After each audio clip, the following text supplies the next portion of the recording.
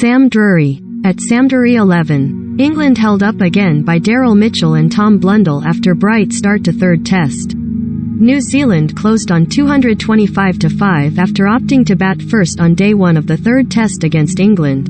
Daryl Mitchell, 78 no, and Tom Blundell, 45 no, led. Recovery from 123-5 following Henry Nicholls' freak dismissal. Jamie Overton takes maiden test wicket on debut. England were held up by Daryl Mitchell and Tom Blundell once again after making a strong start to the third test against New Zealand at Headingley. Henry Nicholls' bizarre dismissal, caught at mid-off after the ball deflected off Mitchell's bat at the non-striker's end, left the Black Caps 123-5 at T, having chosen to bat first, but an unbroken stand of 102 between Mitchell, 78 no, and Blundell, 45 no, their third three-figure partnership in as many tests took them out of trouble. Sponsored link. China's new aircraft carrier Fujian threatens trouble for Asia. Nikkei Asia. Recommended by Stuart Broad, 2-45, had got England off to a flyer with a wicket in the first over, while Jack Leach, 2-75, got through 30 overs in the day after striking. With his first ball in debutant Jamie Overton, 1-41, claimed his first test scalp when he bowled Devon Conway after lunch. Third test scorecard, England vs New Zealand. Day 1 at Headingley, as it happened.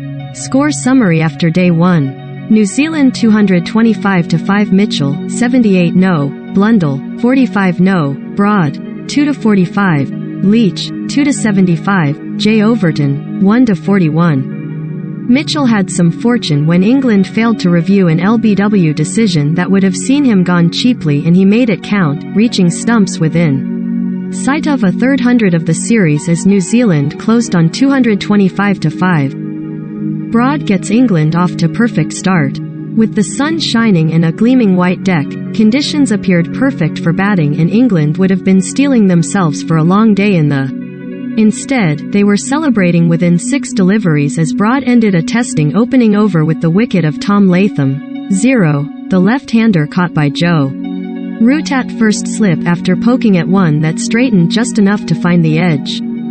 Broad nearly struck again with the first ball of his next over as Kane Williamson glanced it fine down the leg side, just out of reach of the diving Ben Folks behind the stumps. Williamson and Will Young battled through most of the next hour, the latter narrowly avoiding dragging the ball onto his own stumps as he tried to hook Broad, but just before drinks, England got their second. Jack Leach was brought on to bowl the 13th over, and the left-arm spinner immediately made the most of his early introduction, trapping Young, 20, lbw with a hint of turn enough to beat the bat as the opener attempted to work to leg. Young reviewed, but once it was established that there was no bat involved, it was plumb. Again, New Zealand were left to regroup, this time through Williamson and Conway, but with lunch approaching, Broad returned to dismiss the Black Caps. The line was immaculate, the length full, and when Williamson, 31, pressed forward to defend, a fraction of movement was all it took to find the feather. Through folks. It could have been worse for New Zealand had Folks clung on to a very tough chance, diving full stretch to his right after Broad had found Conway's inside. Overton claims first test wicket in between DRS drama. Conway, 26, survived but was ruining that same edge soon after lunch when it sent the ball cannoning into his stumps as he attempted a booming drive-off.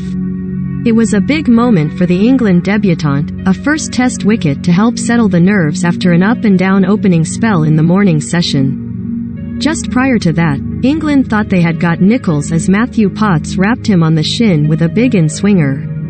The umpire turned down the appeal, crucially as it turned out, but Ben Stokes sent it upstairs. Replays showed the ball got trapped between bat and pad, perhaps making contact with the pad first. However, with no conclusive evidence to overturn the on-field decision, it stayed not out. Crick Viz stat.